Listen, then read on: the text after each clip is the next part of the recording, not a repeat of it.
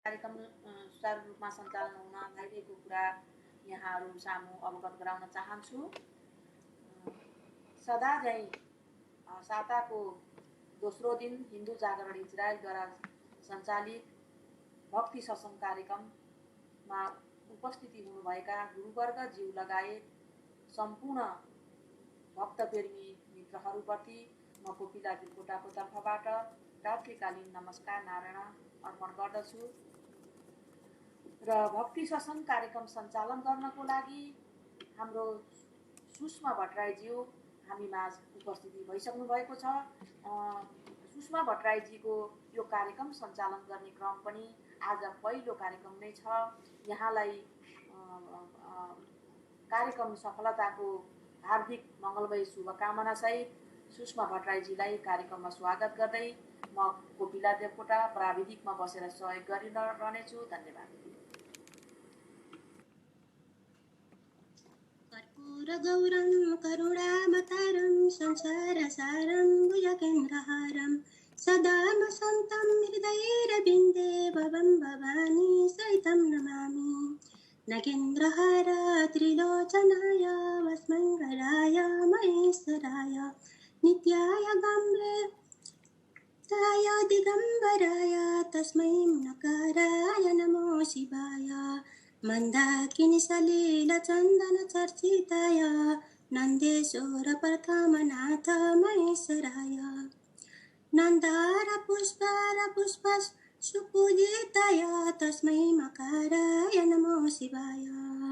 नमस्कार नारायणम। धेरै धेरै धन्यवाद प्रथम सञ्चालिका कोपिला देवकोटाज्यू, हजुरले मलाई आजको सत्संग कार्यक्रम सञ्चालन गर्ने मौका दिनुभएकोमा हजुरलाई हृदयदेखि नै धन्यवाद ज्ञापन गर्दछु। हिन्दू जागरण नेपाल इजरायलद्वारा विगत लामो समयदेखि हप्ताको 5 दिन सञ्चालन हुँदै आएको सत्संग कार्यक्रममा आज हप्ताको दोस्रो दिन सोमबार हामी उपस्थित भइसकेका छौँ।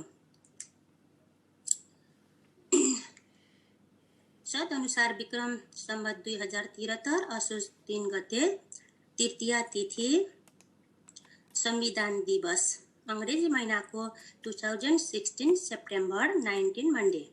यहाँ उपस्थित गुरुजीहरू लगायत सम्पूर्ण देश देशान्तरबाट पाल्नु हुने भक्त प्रेमी मित्रहरूलाई सन्ध्याकालीन नमस्कार साथै हार्दिक स्वागत गर्न चाहन्छु। मेरो परिचय दिनु पर्दा नाम सुषमा भट्टराई, मेरो घर बिटामोड झापा सिर्जना चोक हो भने आज यो आवाज मैले इजरायलको खदेराबाट दिइरहेकी छु। सत्संग बिना जीवन ज्ञान विहीन हुन पुग्छ र बिना ज्ञान राम्रो काम हुन सक्दैन। हाम्रो उद्देश्य भनेको धर्म रक्षा साथै हिन्दुत्व बचाउनु हो, धर्म परिवर्तन गर्नबाट रोक लगाउनु हो। यसै गरी आउनुहोस् तपाईँ हामी मिली कार्यक्रम सफल पारौँ। कार्यक्रम अवधिभित्र नियम पालन गरी शान्त वातावरण बनाइदिनु हुन पनि अनुरोध गर्दछु। हाम्रो कार्यक्रम 2 चरणको हुनेछ। पहिलो कार्यक्रम भागवत गीता र दोस्रो कार्यक्रम भजन कीर्तन र ज्ञान गुणका कुराहरू पर्नेछन् र हाम्रो समय भनेको 9:30 बजेदेखि सुरु भएर 11 बजेसम्म हुनेछ। आज भागवत वाचन गर्नको लागि शिशिर खनालजी उपस्थित हुनु भएको छ। उहाँलाई स्वागत गर्न चाहन्छु। शिशिरजी नमस्ते नारायणम। हजुरलाई पहिलो पालो हजुरको लागि स्वीकार्नु होला। धन्यवाद। हजुर नमस्कार अनि नारायण। मलाई कार्यक्रम सञ्चालिकाज्यू सुषमा भट्टराईजीले स्वागत गरिसक्नु भएको छ।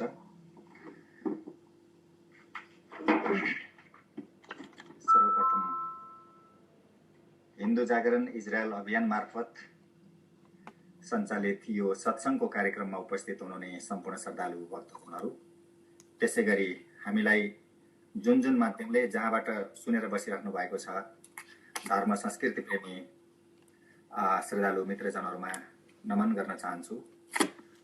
त्यसै गरी म र हामी सबैजनाका गुरुजनहरू हामीले जहिले पनि सम्झनुपर्छ, जसबाट हामीले धेरै ज्ञानहरू सिक्ने मौका पनि पाउँदछौँ र उहाँहरूको पनि स्मरण गर्न चाहन्छु। उहाँहरूलाई पनि जहाँ हुनुहुन्छ नमन गर्दै आजको यो सत्सङ्गको पहिलो चरणमा म उपस्थित भइसकेको छु। म शिशिर खनाल, यति बेला इजरायलको जेरुसलमबाट यो आवाज दिइरहेको छु भने मेरो नेपाल गरिरहेको छ पोखरा। भगवानको आशीर्वादले हामी आज यहाँहरूमाझ हुने आशीर्वाद हामीलाई प्राप्त भएको छ।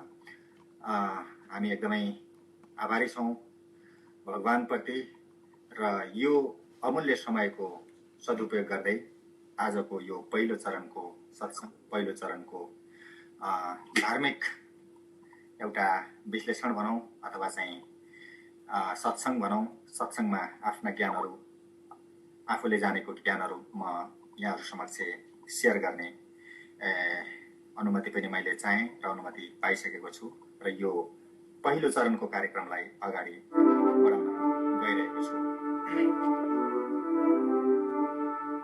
राधे श्यामा राधे श्यामा राधे श्यामा श्यामा श्यामा राधे राधे राधे कृष्ण राधे कृष्ण राधे कृष्ण कृष्ण कृष्ण राधे श्यामा राधे श्यामा श्यामा श्यामा राधे राधे राधे कृष्ण राधे कृष्ण कृष्ण कृष्ण राधे राधे राधे श्यामा राधे श्यामा श्यामा श्यामा राधे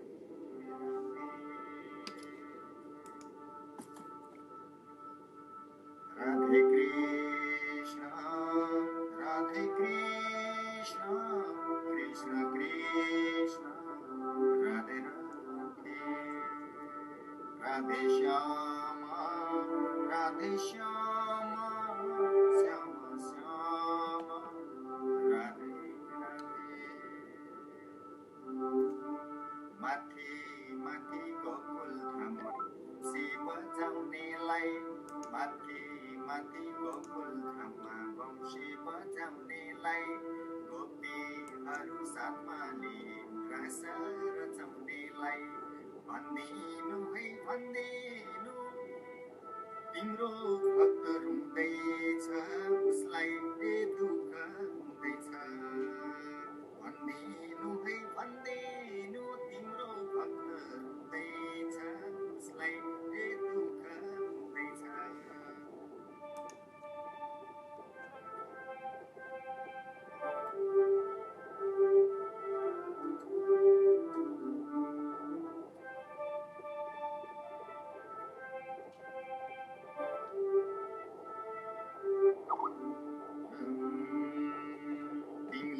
जति नक्कल पर्न कसले जानेको छ तिमीले जति नक्कल पर्न कसले जानेको छ जति दुःख पाए पनि आफ्नै ठानेको छ आऊ कृष्ण भन्दा भन्दै प्राणै जानेको के भनिदिनु है भनिदिनु तिम्रो भक्त रुँदैछ उसलाई दुःख हुँदैछ भनिदिनु है भनिदिनु तिम्रो भक्त रुँदैछ उसलाई दुःख हुँदैछ।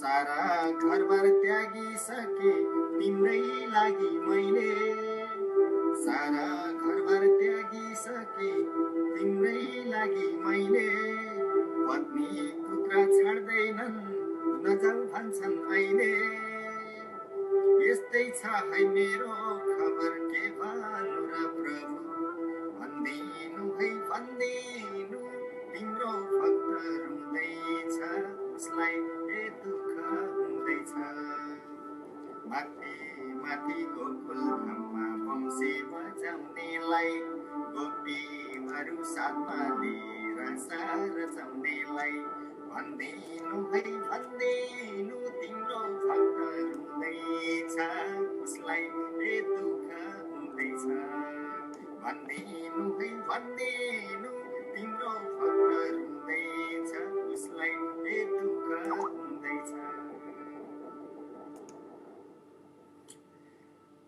हामी सत्सङ्गको यो पहिलो चरणमा छौँ श्रद्धालु मित्रजनहरू।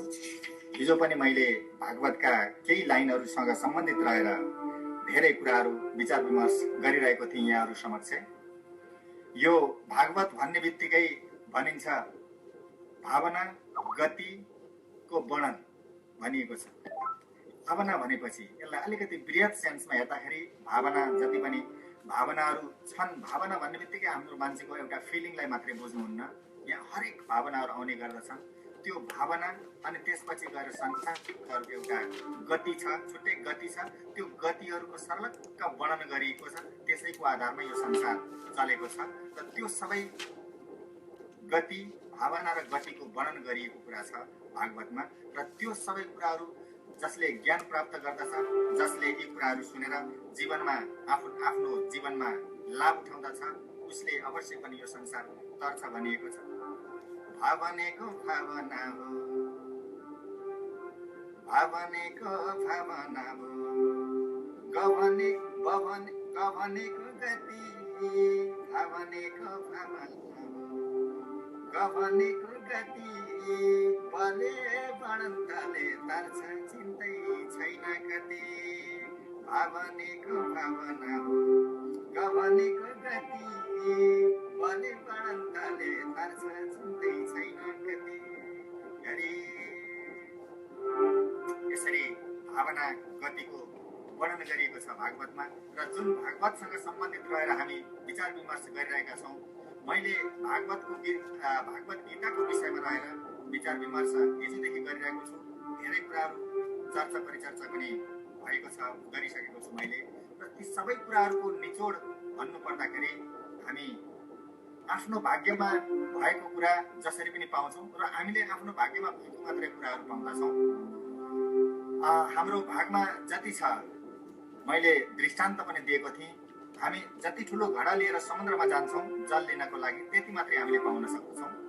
खाने कुराबाट जति शक्ति हाम्रो शरीरलाई प्राप्त हुन्छ त्यो मात्र महत्त्वपूर्ण हुन्छ, बाँकी सबै कुराहरू व्यर्थ हो भनेर मैले भनेको छु। त्यसै गरी यो गीता रूपी जुन अमृत हामीले पाइरहेका छौँ, हामीले श्रीमद् भागवत गीता पढिरहेका छौँ, प्रेम गीता जुनसुकै नाममा भए पनि गीता हामीले पढिरहेका छौँ। यो अमृतको एउटा सागर, अमृतको एउटा खानी।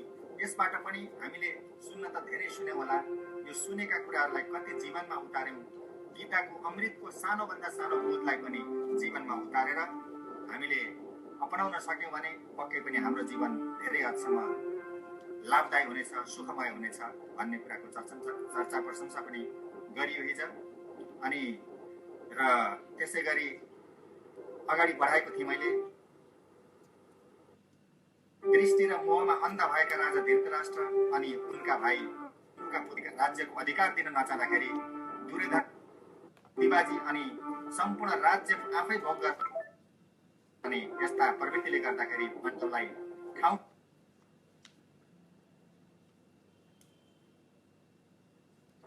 भीमलाई विष मिसाई खिलाएर नदीमा फ्याँके पनि भीम फर्कन सकेको कुरा। अनि गङ्गामा फ्याँकिसकेपछि दुर्योधन घरमा फर्कँदाखेरि बाटोमा शकुनी मामासँग भेट भएको कुरा।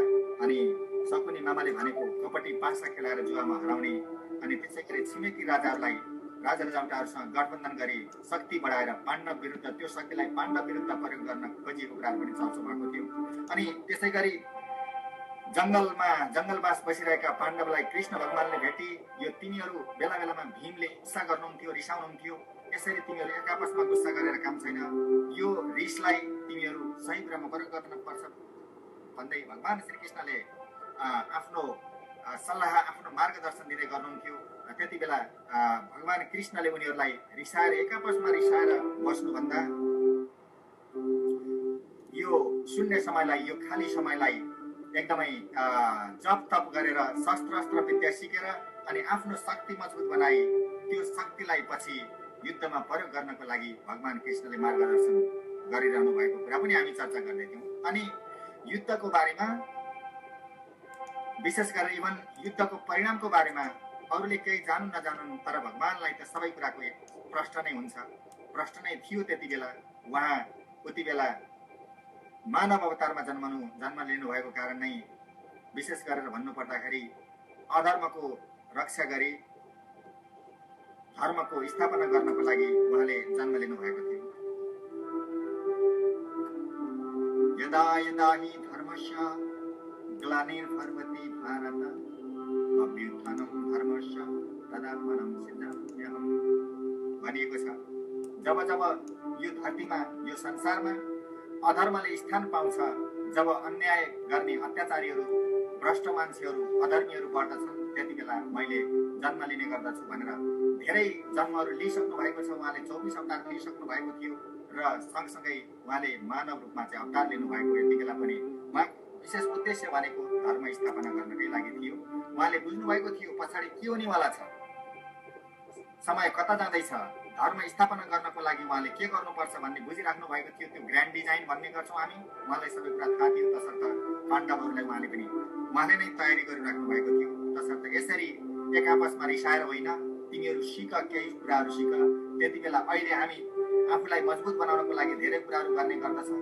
त्यो समयमा तपस्या जप तप गर्ने अनि शस्त्र अस्त्र विद्याहरू सिकेर मान्छेले आफूलाई शक्तिशाली प्रमाणित गर्ने त्यति बेला चलन थियो। पाण्डवहरूलाई यो खालको सल्लाह दिँदै गरेको कुरा मैले बताइसकेको छु यहाँहरूलाई। अनि उहाँले पक्कै पनि भगवान श्रीकृष्ण त्रिकालदर्शी भन्ने गर्छौँ। हामी उहाँलाई त्रिकालदर्शीको मतलब उहाँले भूतमा पनि के भयो, योभन्दा पहिला के भइरहेको थियो अनि अहिले के हुँदैछ, भविष्यले कुन गति लिन्छ, कतातिर भविष्य जाँदैछ, उहाँलाई छर्लङ्ग हुने गर्दछ। सबै कुरा भूत भविष्य सबै कुराको ज्ञान थियो भगवानसँग। अनि युद्धको लागि अर्थात् आम्ने सामने भएर बसेका पाण्डव र कौरवको बिचमा सारथीको रूपमा कृष्ण भगवानले अर्जुनको रथमा खिच्न लागे। त्यति बेला लड्ने व्यक्तिहरू को थिए, अर्जुनसँग लड्न पर्ने व्यक्तिहरूको मलाई उहाँले भनेका छन्, अर्जुनले भनेका छन्, भगवान युद्ध हुने नै भइसकेपछि म तयारी भएर आइसकेको छु, तर हजुरले बिन्ती गरेर हजुरले कृपा गरेर मलाई मेरो रथलाई त्यो बीचमा दुई सेनाहरूको बीचमा लगेर राख्नुहोस्, ताकि मैले कोसँग लड्नु हेर्छु, मैले मेरा शत्रुको आकलन गर्छु भनेर भन्दाखेरि बिचमा लगेर भगवान कृष्णले राखिदिनु भएको छ। त्यति बेला लड्नुपर्ने व्यक्तिहरू अर्जुनले देख्छन् नाताको तर आफ्नै आफन्त हुँदा अर्जुनको मनको मोह आइरहेको थियो। अनि यस्तो मोह आइदियो कि त्यसले गर्दाखेरि अर्जुनलाई युद्धप्रति एकदमै नराम्रो भावना जाग्न पुग्यो। कारण उनमा मोह आइदियो।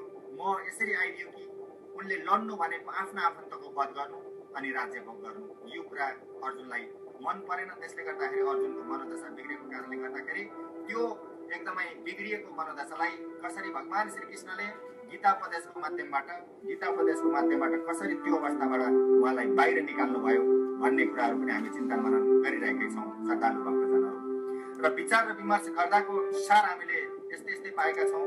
विशेष गरेर भन्नुपर्दाखेरि जसले गलत कुराको पक्ष लिन्छ अर्थात् धर्म र कर्तव्यको साथ दिँदैन, ऊ आफन्त भएर पनि शत्रु सरी हो, ऊ आफन्त कदापि हुन सक्दैन भनेर भगवान कृष्णले अति राम्रोसँग अर्जुनलाई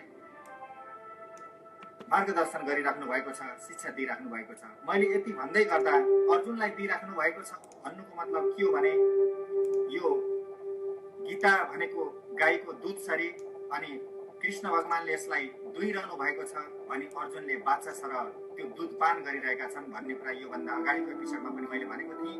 र तपाईँ हामी जस्ता सज्जन भक्तजनहरू जसले हामी गीतालाई श्रवण गरेका छौँ र गीताको भावनालाई बुझ्ने कोसिस गरिरहेका छौँ, त्यो र त्यसलाई एकदमै थोरै त्यो अमृत रूपी जुन गीता छ त्यसको थोरै अंश पनि जीवनमा उतार्ने कोसिस गरिरहेका छौँ। वास्तवमा यो हामीलाई नै भनेको भनेर हामीले बुझ्नुपर्ने हुन्छ, किनभने यो गीता भनेको त हजार वर्षसम्म सम्पूर्ण मानव जातिहरूको लागि भगवान कृष्णबाट अर्जुनको माध्यमबाट हामीलाई नै दिइएको भनेर बुझ्नु पर्दछ। मैले के कुरा पायौँ भन्ने कुराहरू गर्दै थिएँ। जसले गलत कुराको पक्ष लिन्छ अर्थात् धर्म र कर्तव्यको साथ दिँदैन, ऊ आफन्त भए पनि ऊ आफन्त होइन, एउटा महान शत्रु सरी हो भनेर बुझ्नुपर्छ। र यदि पराई भए पनि धर्म र न्यायको पक्षमा जो उभिन्छ ऊ पराई नभएर आफन्त हो अर्थात् मित्र हो भनेर बुझ्नुपर्ने हुन्छ। हामी यो संसार अनि समाजमा भएर पनि यो संसार समाज देश जेसुकै भनेर बुझौँ, हामी यहाँ भएर पनि हौ त वास्तवमा समाजको एक हिस्सा अनि यो समाज यो संसारको अधिकारी हामी पक्कै पनि होइनौँ। भगवान कृष्णले अर्जुनलाई पनि यही कुरा भन्नुभएको छ, तिमी एउटा निमित्त मात्र हो, तिमी एउटा हिस्सा हो, तिमी यो समाजको यो देशको अधिकारी भने पक्कै पनि होइनौ भनेर भन्नुभएको छ। अर्थात् संसार वा समाजप्रति हामीले कहिलेकाहीँ आफ्नो स्वामित्व जनाउन खोज्छौँ भने यो हाम्रो एकदमै भुल हुनेछ। त्यसै गरी प्रसङ्ग हामी फ्ल्यासब्याक गरेर पुरानो कुराहरू हेरिरहेका छौँ। विश्वविजेता सिकन्दर जस्ताले त खाली हातमै जाँदा रहेछन् भने हामी सामान्य मान्छेको त के कुरा गर्नु। अनि हामी सांसारिक भएको मानिस भएको कारणले गर्दाखेरि हाम्रो वरिपरिका मानिस परिवार साथीभाइ अनि धेरै वस्तुहरूमा स्वाभाविक रूपले चाहिँ माया मोह हुन जान्छ। यो कुनै नौलो कुरा पनि होइन, तर यति हो कि मोह गरे पनि गर्नु भएन कि हाम्रो प्राण नै ती वस्तुहरू ती आफ्ना आफन्तहरूमा गएर प्राण रोकियोस्। त्यो भयो भने जब हामी एक दिन छुट्नु त छँदैछ, हामी त 2 दिनका पाहुना जस्ता हौँ यो संसारको। केही समयको लागि हामी आएका हौँ, केही समय हरेक कुराहरू भोग्छौँ, त्यसपछि हामी त छोडेर जानुपर्छ। त्यो बेलामा छोडेर जाँदाखेरि हाम्रो प्राण गएर तिनी वस्तुहरूमा बस्नाले हाम्रो प्राणलाई हाम्रो आत्मालाई एकदमै अप्ठ्यारो परिरहेको हुन्छ र त्यसरी आत्माले त हाम्रो शरीर छोड्ने नै हो। त्यो एउटा आसक्तिका साथमा जब आत्मा हाम्रो शरीरबाट निस्केर अन्य कुराहरूमा जान्छ अनि त्यो बेलामा पक्कै पनि हामीलाई भगवत धाम प्राप्त हुँदैन। हाम्रो प्राण गएर हाम्रो आत्मा गएर फेरि यही संसारिक चक्रमा एउटा अतृप्त आत्मा भएर अर्को ठाउँमा बसिरहन्छ भन्नेसम्मको कुराहरू मैले गर्दै थिएँ। श्रद्धालुजनहरू अलिकति अगाडि बढाउन चाहन्छु कुरालाई। हामीले हुन त यो यज्ञ भन्ने बित्तिकै हामी ब्राह्मणहरू बोलाएर घरमा होम अनि तप के गरेर चाहिँ गरिने कुराहरूलाई मात्रै हामीले बुझ्ने गर्दछौँ। वास्तवमा यो यज्ञ भन्ने कुरा यस्तो कुरा हो, हामीले अहिले जे गरिरहेका छौँ आफ्नो ठाउँबाट आफ्नो पद आफ्नो जिम्मेवारीबाट हामीले जे काम गरिरहेका छौँ त्यो सबै हाम्रो यज्ञ हो। यो संसारमा यज्ञ नगरिकन कोही मान्छे पनि बस्नै सक्दैन। मानिस मात्रै होइन, यहाँ हामी हेरौँ एकैछिन कुरा हेरौँ त सूर्य भगवान जसलाई हामीले भगवान पनि भन्ने गर्छौँ, सूर्यले कसरी यज्ञ गर्दछ। सबैभन्दा पहिला त सूर्यको त्यो ताप शक्तिको माध्यमबाट त्यो तापले गर्दाखेरि संसारमा पानी हुन्छ। यो पानीको मात्रा भनेको जहिले पनि एउटै हुने गर्दछ। हाम्रो पृथ्वी बनेको छ भनिन्छ, 3 भागको 2 भाग पानीले बनेको छ भनिन्छ, त्यसपछि 1 भाग मात्रै जमिन छ भन्ने गरिन्छ। र त्यो पानीको मात्रा जहिले पनि एउटै हुने गर्दछ। सूर्यको प्रकाशले गर्दाखेरि त्यो पानी बाफ बनेर आकाशमा निस्कन्छ अनि त्यो बाफ बन्दै माथि गइसकेपछि सेलाउँछ अनि त्यो बाफ पहाडमा ठोकिएपछि फेरि त्यसले वर्षा गर्दछ। पहाडले यज्ञ गर्यो। पहाडले के यज्ञ गर्यो त भन्दाखेरि त्यो बाष्पीकरणलाई त्यो ह्युमिडिटीलाई त्यो बाष्पीकरणलाई ठोकाएर त्यसलाई वर्षामा परिणत गरिदिने काम गर्यो। यसरी पहाडले पनि आफ्नो यज्ञ गर्यो। त्यसपछि गएर वर्षा भयो अनि वर्षाले पनि आफ्नो यज्ञ गर्दछ। त्यो वर्षाले के गर्दछ भन्दाखेरि पृथ्वीका सबै मानिस लगायत पशु पन्छी रुख बिरुवाहरूलाई हैन त्यसलाई चाहिँ सिंचित गर्ने काम गर्दछ। अनि ती रुख बिरुवाहरूले के गर्दछ त भन्दाखेरि हामी खान्छौँ, अन्न केबाट बन्छ? रुख बिरुवाबाट बन्ने गर्दछ। अनि रुख बिरुवाहरूले पनि यज्ञ गरेका हुन्छन्। कसको लागि गरेका हुन्छन् त भन्दाखेरि अर्काको लागि गरेका हुन्छन्, हैन हाम्रो लागि गरेका हुन्छन्, अरूको लागि गरेका हुन्छन्। अनि त्यो रुख बिरुवाबाट उब्जित कुराहरू हामी खाने गर्दछौँ र त्यो खाने गर्दछौँ। अनि फेरि हामी श्वास छोड्दाखेरि हामीले अक्सिजन दिन्छौँ, हामीले पनि यज्ञ गऱ्यौँ। हामीले अक्सिजन लिन्छौँ अनि कार्बन डाइअक्साइड भन्ने गर्दछौँ। हामीले जुन एउटा श्वासलाई छोड्ने गर्दछौँ त्यसलाई कार्बन डाइअक्साइड भन्ने गर्दछौँ। त्यो कार्बन डाइअक्साइड छोडेपछि त्यो मानिसले गरेको यज्ञ फेरि बिरुवालाई त्यो कार्बन डाइअक्साइड नभइकन फेरि बिरुवाका पातहरू बिरुवाले खाना बनाउन सक्दैन भनिन्छ। हामीले यो कुरा देख्न त सकिँदैन, तैपनि बिरुवाहरूले पनि खाना बनाइरहेको हुन्छ। हामी मानवहरू खानाको लागि चाहिँ रुख बिरुवा र जनावरहरू कतिपय मांसाहारी मान्छेहरू जनावरमा पनि भर पर्ने गर्दछौँ भने रुख बिरुवाहरूले आफ्नो खाना आफै बनाउने गर्दछन्। उनीहरूले पनि आफ्नो यज्ञ गरिरहेका हुन्छन्। त्यसपछि पुनः पुनः यो चक्र यसरी चलिरहेको छ कि हरेकले यज्ञ गरिरहेकै हुन्छ। अनि फेरि पानी बनेर चाहिँ हामी पानीहरू त्याग्छौँ, पानीहरू प्रयोग गर्दछौँ। त्यो वर्षा भइसकेपछि फेरि त्यो पानी बग्दै समुद्रमा जान्छ अनि समुद्रमा गएको पानी फेरि सूर्यको ताप शक्तिको कारणले गर्दाखेरि अनि फेरि त्यो पुरानो चक्र यसरी अगाडि बढिरहन्छ। यहाँ बुझ्नुपर्ने कुरा के छ भने श्रद्धालु मित्रजनहरू, वास्तवमा यो संसार मैले अघि भने हामीले कार्बन डाइअक्साइड छोड्छौँ, छोडिसकेपछि त्यो कार्बन डाइअक्साइड बिरुवाले लिने गर्दछ अनि बिरुवाले फेरि हामीलाई अक्सिजन दिने गर्दछ। अक्सिजन भन्ने बित्तिकै हामी अक्सिजन बिना बाँच्नै सक्दैनौँ। यसरी यो संसारमा हामी हेरिरहेका छौँ, कसैले तरकारी उत्पादन गर्दछ, हामी पैसा तिर्छौँ आफ्नो ठाउँमा छ, तर हरेकले यज्ञ गरिरहेका हुन्छन्। हामी पैसा तिर्छौँ, पैसा तिरेपछि उसले बिउ किन्छ, फेरि हाम्रो लागि चाहिँ कसैले कपडा बनाइरहेको छ, कसैले खाना बनाइरहेको छ, कसैले दुध दिइरहेको छ। यस्तै यस्तै हरेक कुराहरू हामी एकअर्काको लागि यज्ञ गर्ने गरेका छौँ, गर्नुपर्छ। र यज्ञ गर्नु भनेको एकले अर्कालाई आफूले दियो भने पाइने रहेछ भन्ने कुराहरू बुझ्नु पर्यो। हामीले दिनु पर्यो, पाउनु छ भने भन्ने कुरा कृष्णले अर्जुनलाई भन्नुभएको छ। बिना एउटा अनासक्त भएर कर्म गर भनेर भन्नुभएको छ। हामीले दिएपछि स्वाभाविक रूपमा पाउँछौँ, त्यो आफ्नो ठाउँमा छ, तर पाउने कुराको आश नगरेर तिमी यज्ञ गर भनेर भगवान श्री कृष्णले अर्जुनलाई मजासँग गीतामा उपदेश दिनुभएको छ।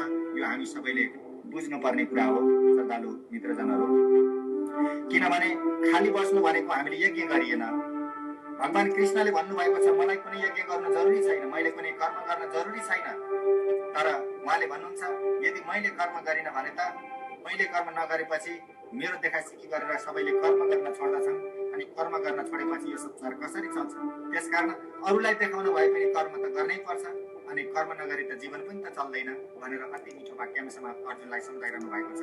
त्यसर्थ हामीले पनि एकदमै देखासिकी गरेर भए पनि सबै कुराहरू जानिँदैन, कतिपय कुराहरू हामीले अरूबाट सिक्नुपर्ने हुन्छ र हामीले जहिले पनि कर्म गरिराख्यो भने काम पनि गरिराख्ने अनि आफ्नो कर्महरू गरिराख्ने, दिने लिने यो चक्र चलिराख्नु पर्दछ। साथमा भगवानको नाम पनि बिर्सनु हुँदैन भनिएको छ। हुँदैन हरि भुल्न हुँदैन, हातमा राम भुल्न हुँदैन।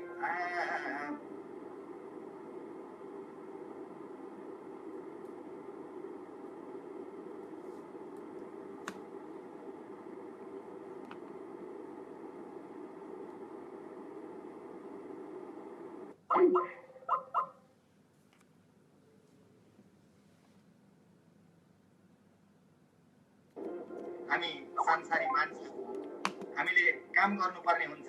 मैले भनिसकेँ कर्मको महत्त्व, कर्म गर्नै पर्ने हुन्छ। जीवन निर्वाह गर्नको लागि पनि कर्म गर्नै पर्ने हुन्छ र कर्म गर्दै गर्दाखेरि भगवानको नाम पनि हामीले बिर्सनु हुँदैन र हरेक कुरा गर्दाखेरि हामीले खाँदा होस्, हामीले कुनै पनि कुराहरू भोग गर्दाखेरि भगवानको नाम सम्झेर मात्रै भोग गर्यो भने जति बेला पनि यसरी भगवानको नाम सम्झनाले, अनासक्त भएर गर्नाले, कर्म गर्नाले हामी सांसारिक मान्छेहरू कतिपय गल्तीहरू पनि हुने गर्दछन्। कतिपय गल्ती जानी हुने गर्दछ भने कतिपय गल्ती अनजानवश पनि हुने गर्दछ र यो अनजानवश गरिएका गल्तीहरूबाट पनि मुक्ति पाइन्छ भनिएको छ। भगवानको नाम, भगवानलाई समर्पण गर्दै कर्म गर्नु पर्यो। यसले हामी कहिले पनि पापको मोहमा फस्नु पर्दैन भनिएको छ। श्रद्धालु मित्रजनहरू, अब भन्ने कुराहरू धेरै छन्। सम्भवतः आगामी खण्डहरूमा पनि हामी कुराकानीहरू गर्दै जाउँला।